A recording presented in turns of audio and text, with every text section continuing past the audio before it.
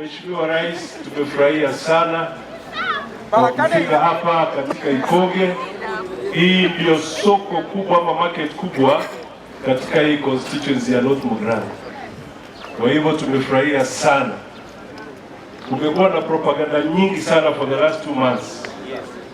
Nimejaribu kuongea lakini leo nimefurahia sana kwa sababu miwaelezea hawa kinaga ubaga ya kwamba ile station kubwa kabisa katika Nyamira hii yetu iko, na kuna jamaa amekuwa akisunguka wakipitisha propaganda wakidanganya wananchi wetu atio kitu ilikuwepo na ikatolewa.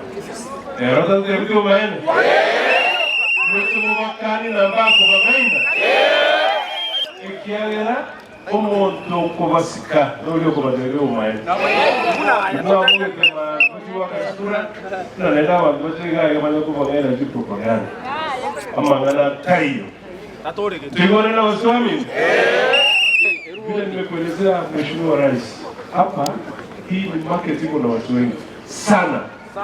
In fact shule iko hapa iko na is a primary school lakini iko na population ya almost 3000.